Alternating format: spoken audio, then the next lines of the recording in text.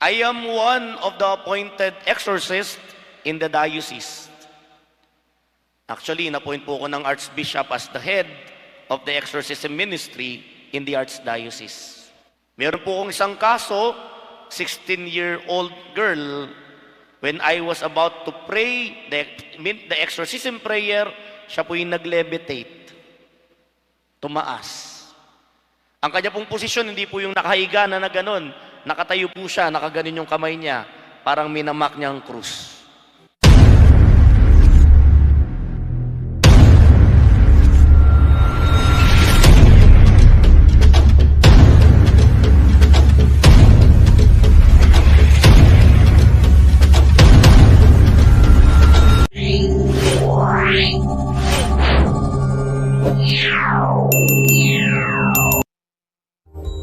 In our gospel, the Pharisees said, he drives out demons by the prince of demons.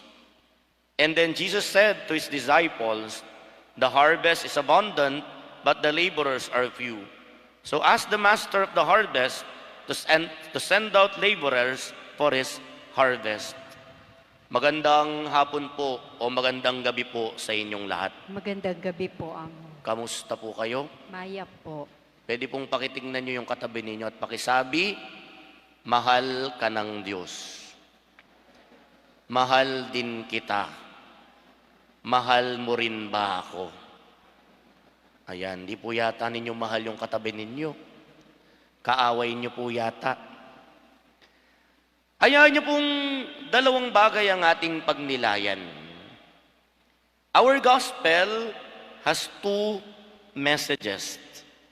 The first one is about the ministry of exorcism of Jesus.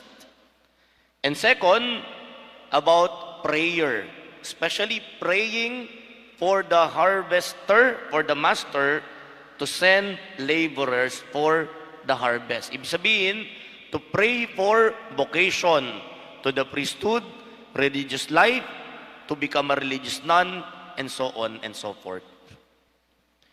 Kung titingnan po natin, meron pong isang ministry sa simbahan na recently po ibinabalik dahil matagal nang kinalimutan. The Ministry of Exorcism and Spiritual Liberation. I am one of the appointed exorcists in the diocese. Actually, na-appoint po ako ng Archbishop as the head of the exorcism ministry in the Archdiocese. Alam niyo po, to tell you the truth, yung mga napapanood po natin sa mga exorcism films, most of them po, naranasan ko na. Meron po akong isang kaso, 16-year-old girl, when I was about to pray the exorcism prayer, siya po yung nag-levitate. Tumaas. Ang kanya pong posisyon, hindi po yung nakahiga na gano'n. Nakatayo po siya, nakaganon yung kamay niya, parang minamak niya ang krus. And then, habang siya papataas, sabi ko, in the powerful and salvific name of Jesus, I command you, evil spirit, to go down. At unti-unti po siyang bumaba. And then, pinray over namin until siya po'y lumaya. Meron din pong isang nagwawala. Pag pinapakinggan mo siya, parang 7 boses ang naririnig mo. Meron din po na 7-year-old boy, humahawak sa kanya, kasing laki nung dalawang ito, 7, nababalibag niya. Meron siyang extraordinary strength. Pag ganun po, you can already suspect that the case is demonic in nature.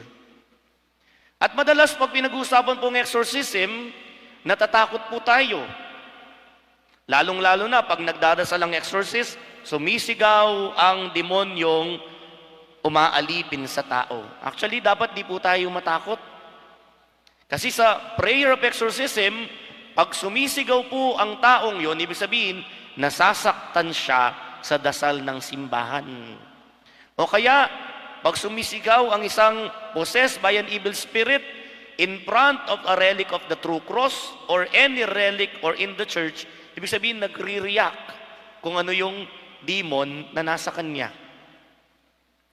Sabi po ni Father Sikia in his book, Exorcism, Encounters with the Paranormals and the Occult, sabi niya, God is more powerful than evil spirit. We should not fear evil spirits because God is more powerful than them. And the Lord will surely protect those who entrust themselves to Him. Tingnan niyo po sa ating ebanghelyo, merong isang demoniac na hindi makapagsalita, dinala kay Jesus. Nung dinala kay Jesus, siya'y napalaya at gumaling.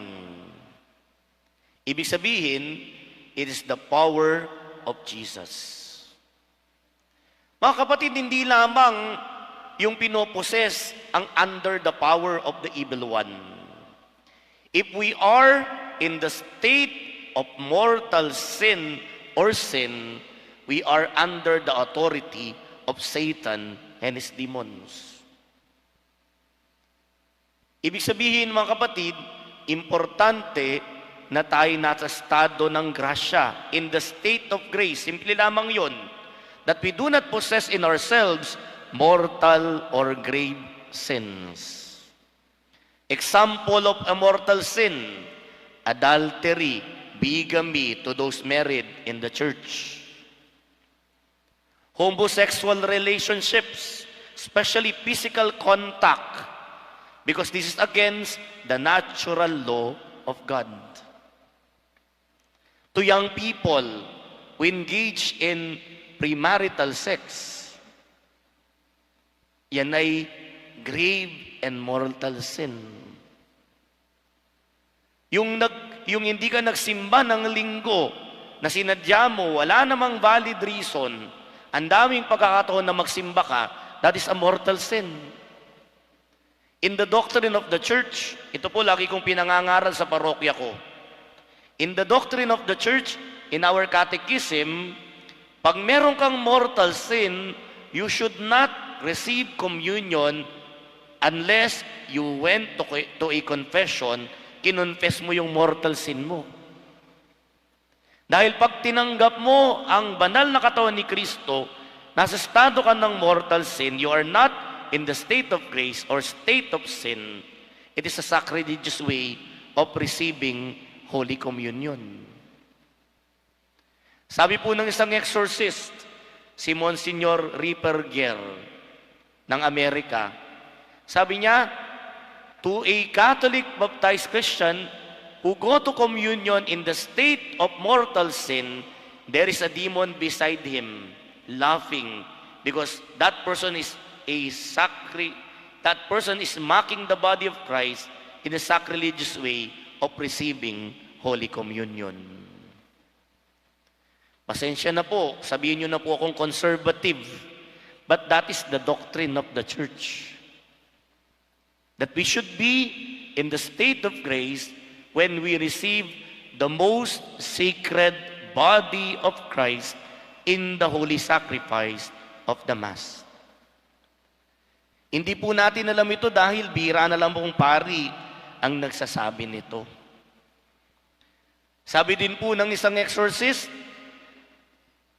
kinamumuhi yan ni Satanas pag ang pari nangangaral patungkol sa kasalanan, pagbabalik loob at sa mga mortal sin and grave sin. Dahil ayaw ni Satanas at kanyang demonyo na malaman ng tao ito upang manatili sa kasalanan at mamatay upang mapunta sa walang hanggang kaparusahan. That's why most of the exorcists are preaching about repentance, mortal sin, sinfulness. God's call for us to repent and to renew our lives, especially in going to the sacrament of reconciliation or pagkukumpisal. Pag nasa estado tayo ng kasalanan, wala tayo sa bandera ng Diyos. Nasa otoridad tayo ng kalaban ng Diyos. Pag tayo naman, mga kapatid, nakasentro ang buhay natin sa kayamanan, pagnanakaw, yan ang sinabi ni San Pablo na the root of all evil is love for money. Actually, hindi po money is the root of all evil, hindi. Minsan minimisquote natin, sinabi po ni St. Paul, the love for money is the root of all evil. Because money in itself is intrinsically good. If we have in life, we should give more to the poor and the needy, to those in great need, not to become selfish. Yan po madalas ang ginagawa ng kayamanan. Nagiging makasarili, nagiging makapangyarihan, to the point na ginagamit ang salapi hindi para tumulong kundi para manakit, para maging makasarili, para gamitin ng kapangyarihan para pumatay, manakit, manira ng iba. Pag tayo din ay punong-puno ng galit, punong-puno ng ginggit, punong-puno ng paninira sa kapwa, that is also a sin. We must liberate ourselves and exorcise ourselves from the sins. Ang exorcism po kasi ibig sabihin niya, to drive away the evil in us. Tanggalin anuman ang masama, ang nakakapaglayo sa atin sa presensya ng Diyos. That is the primary mission of Satan and his demons, to make us far away from God, not near God. Ang ibig sabihin po ng salitang devil, galing po sa salitang diabolos, ay to separate, to make it far away, and to divide. Unang-una mga kapatid, anong mga kasalanan na kailangan nating baguhin? Anong mga pagkakataon, mga bagay na nakakapaglayo sa atin sa Panginoon? Kailangan nating talikuran yan, iwanan. Kung mortal sin yan, kung pumunta sa kumpisal at magbalik loob sa Diyos. Pangalawa, manalangin para magkaroon ng maraming pari, maraming religious, para tumugon sa pagpapahayag ng salita ng Diyos.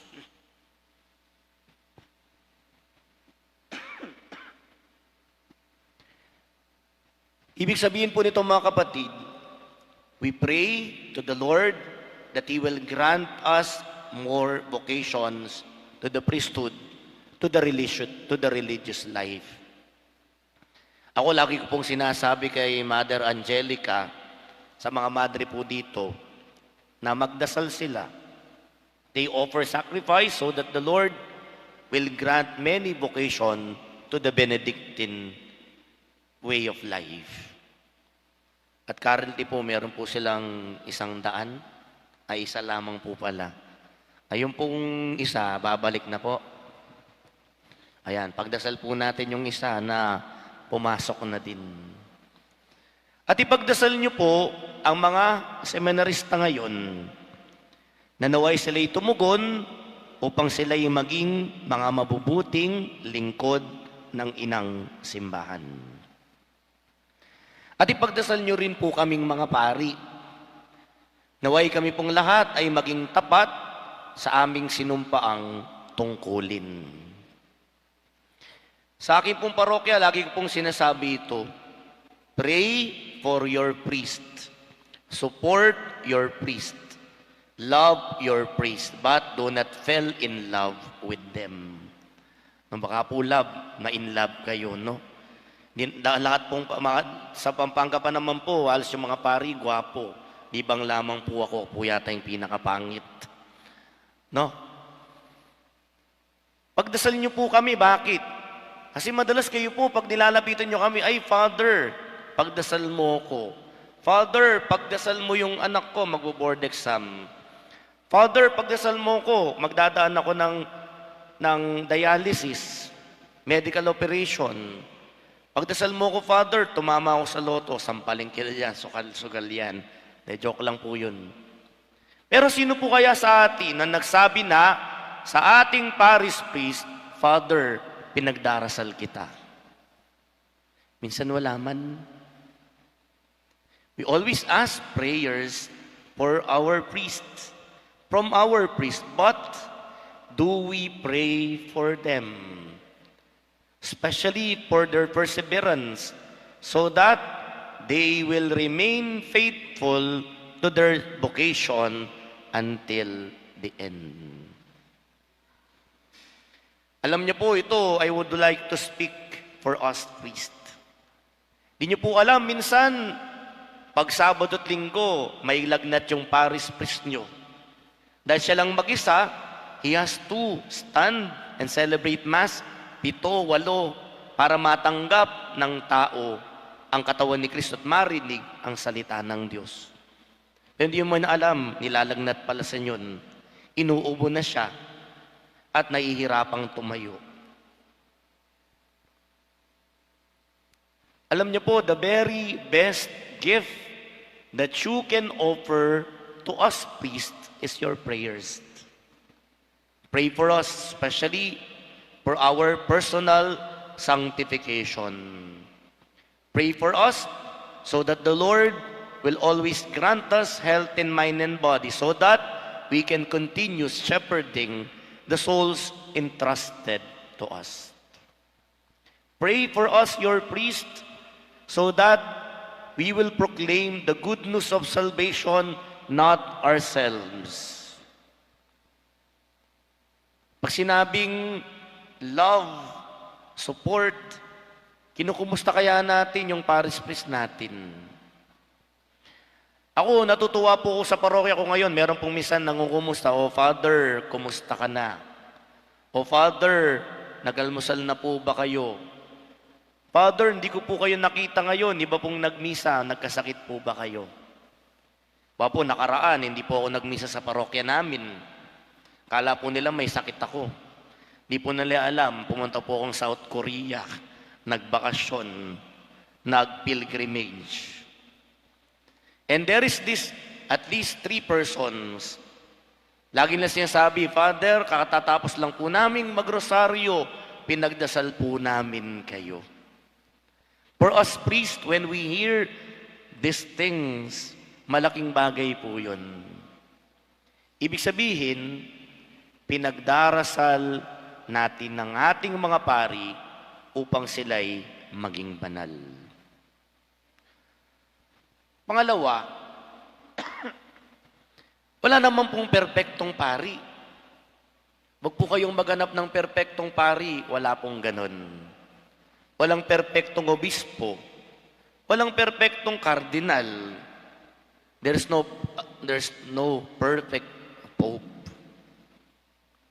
Sana po pag meron kayong naririnig o merong reklamo sa pari, ang unang gawin, hindi siraan ng pari. Ipagdasal, especially for his conversion. Ako, pag meron pong nagsasabi sa akin yun, "Ay, nagkaroon ng ganyan," ang sasabihin ko lang, ipagdasal natin siya. Naway mapagtanto niya kung anong nagawa niyang mali at bigyan siya ng kababaan ng loob upang ma-realize ito. We pray for our priest. Meron pong isang magandang panalangin para sa mga pari na nakalimutan na natin pong dinadasal. Nung bata po ako sa aming parokya, sa San Nicolas de Tolentino Parish, sa Macabebe, lagi ko pong naririnig yun before the Mass, dinadasal po yun ng mga lectors and commentators sa parokya. Isa pong article ng panalangin yun ay sabi niya, "Panginoon, pinagdarasal ko po ang mga pari, lalong-lalo na yung paring nagbinyag sa akin. Yung paring nagdala ng katawan ni Kristo sa akin. Yung paring nangaral ng mabuting balita. Yung paring pumunta sa bahay ko nung ako'y may sakit at kanyang nilanyaan. Yung paring may sakit, yung paring nalulungkot, at yung paring nagdala sa akin ng pagpapatawad ng Diyos sakramento ng pangungumpisal. Naway Panginoon, lingapin mong lahat ng iyong pari upang sila'y maging banal at makarating bandang huli sa huling saglit ng kanilang buhay sa iyong buhay na walang hanggan. My dear brothers and sisters, our lectionary readings for the day, especially the gospel, is teaching us two things. By the virtue of our baptism, we are called to a spiritual warfare, to fight the evil in us by changing our hearts and our ways, by going to the sacrament of confession if we are in the state of mortal or grave sin, and by becoming more faithful to our baptismal promise. Di ba nung nakumpilan po tayo, nung sinabi natin, do you renounce Satan? Yes, I do. Do you renounce all his works? Yes, I do. Do you renounce his pomps? Yes, I do. And then after that, we profess our faith in God the Father, God the Son, and God the Holy Spirit. Ibig sabihin, wala namang perpektong tao. But when we strive to change the evil in us, the Lord sees our soul. On the other hand, if we continue to be in the state of sin, the Lord does not see us. The more we strive to become good, the more our soul is being lightened up and the Lord sees it. But if we are in the state of sin, our soul is being darkened by sin, hindi nakikita ng Diyos. At pangalawa, naway sa misang ito, sa bawat araw ng ating buhay, pag tayo nananalangin, ipanalangin natin ang ating mga pari, lalong-lalo na sa kanilang katapatan, sa kanilang bukasyon, sa paglilingkod sa Diyos, pagpapahayag ng mabuting balita, at pagdadala ng katawan ni Kristo sa banal na misa. I would like to end with a story from Saint Francis of Assisi. Nung minsan, tinanong si Saint Francis ng isang bata, pag nakakita ka ng sabay na taong anghel at pari, sinong una mong lalapitan? Kayo po, sinong una niyong lalapitan? Angel po siguro, no? Yan, ikaw, Mother Angelica, angel ba lalapitan mong una? O, angel daw po unang lalapitan niya. Kay Saint Francis po, hindi angel. Sabi niya, I will kneel down before the priest. Why? Because the priest gives me the body of Christ in the Mass. Yung anghel, hindi mang siyang binigyan ng grasya ng Panginoon upang gawing katawan at dugo ni Kristo ang tinapay at alak. Ang pari lang. Luluhod ako sa pari, sabi ni Saint Francis, kasi siya ang magbibigay ng pagpapatawad ng Diyos sa akin. Luluhod ako sa pari dahil siya ang magbibigay ng kagalingan sa akin na galing sa Diyos pag ako'y may sakit.